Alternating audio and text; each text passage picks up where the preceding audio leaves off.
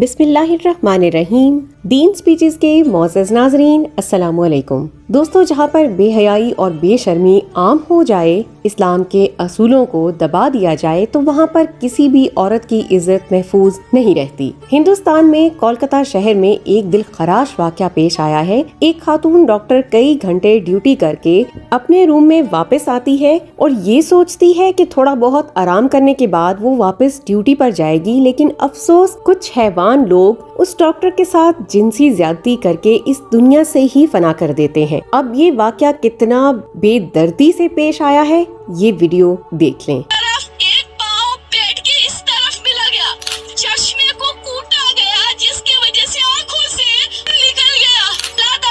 اس case کو لے کر کئی جگہوں پر احتجاج بھی ہوئے کہ جس لڑکی کے ساتھ زیادتی ہوئی ہے ان کی فیملی کے ساتھ انصاف ہو اور مجرموں کو سخت سے سخت سزا ملنی چاہیے۔ حیرت کی بات یہ ہے کہ ڈاکٹر کے علاوہ کسی کو بھی فرق نہیں پڑا کہ اتنا افسوسناک واقعہ پیش آیا ہے۔ اب تو عام لوگ بھی نکل آئے ہیں۔ جب میڈیا نے ڈاکٹروں کے احتجاج کو دکھانا شروع کیا، اس سے بھی زیادہ حیرت والی بات یہ ہے کہ اس کیس کو خودکشی کا رنگ دیا جا رہا ہے۔ کوئی ریاست کتنی بھی ناانصافی کر لے، لیکن اس حد تک نہیں۔ ہندوستان میں یہ واقعات روز بروز بڑھتے جا رہے ہیں۔ اس کی وجہ بے حیائی ہے، اور جب ہندوستان میں بے حیائی کو روکنے کی بات کی جائے تو پھر سارے لبرل لوگ اکٹھے ہو کر کہتے ہیں کہ مسلمان عورتوں کو دبانے کی کوشش کرتے ہیں۔ اگر آپ چاہتے ہیں کہ ہندوستان میں ایسے واقعات کم سے کم ہوں تو پھر آپ کو ڈاکٹر ذاکر نائک کی کچھ باتوں پر عمل کرنا چاہیے۔ ایسا نہیں کہ صرف عام لوگوں کے لیے حجاب فرض کیا گیا ہے۔ ڈاکٹر ذاکر نائک نے قرآن کا حوالہ دیا ہے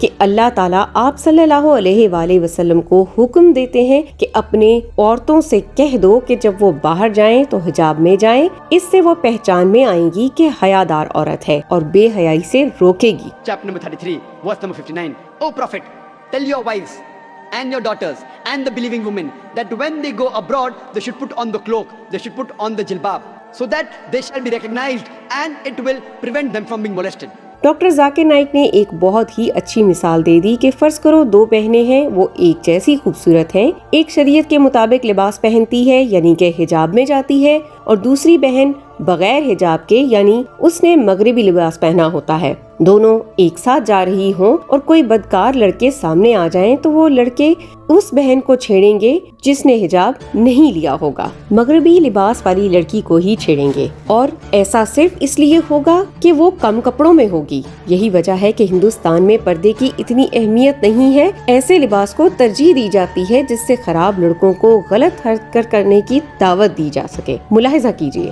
Who are very beautiful, who are equally beautiful if they are walking down the streets of Dubai, walking down along the Corniche, and if one twin sister, she is wearing the Islamic hijab, the complete body covered except the face and hands up to the wrist, and the other twin sister, she is wearing the western clothes, the mini skirts or shorts. On the side there is a ruffian who is waiting for a catch, who is waiting to tease a girl.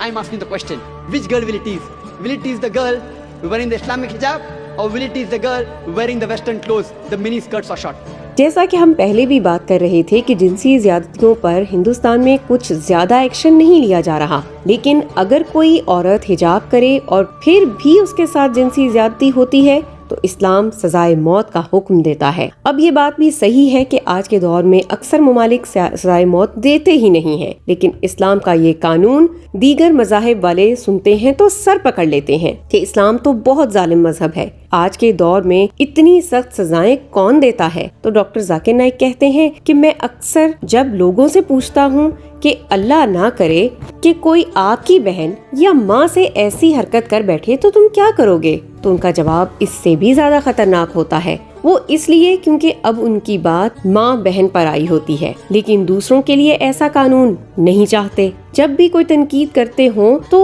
اپنے آپ کو اس جگہ پر رکھ کر دیکھ لو۔ If anyone rapes any woman, the Islamic Sharia says death penalty. Many non-Muslims say death penalty.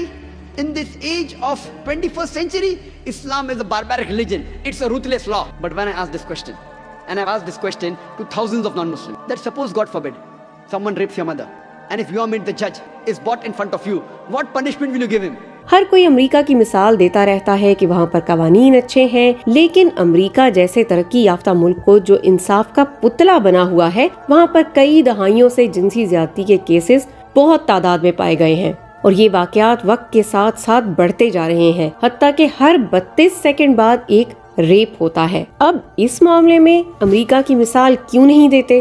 ہر وہ ملک جہاں پر بے حیائی عام ہے وہاں پر جنسی زیادتی بھی زیادہ سے زیادہ ہوتی ہے۔ اب ڈاکٹر ذاکر نائک نے امریکہ کو لے کر ایک بہت ہی اچھی مثال دی کہ فرض کرو اگر امریکہ میں شریعت لاگو ہو جائے، ہر عورت حجاب پہنے، کوئی بے حیائی والے کپڑے پہن کر باہر نہ جائے، اور اگر کوئی ریپ کرے تو اس کو سزا مل جائے، تو کیا وہاں جنسی زیادتی کے واقعات کم نہیں ہوں گے؟ I am asking you the question that if you implement the Islamic Sharia, any man looks at a woman, he should lower his gaze. The woman should be modestly dressed, complete body covered, except the face and hands up to the wrist. And after that, any man rapes any woman, capital punishment. Will the rate of rape in America, will it increase, will it remain the same, or will it decrease?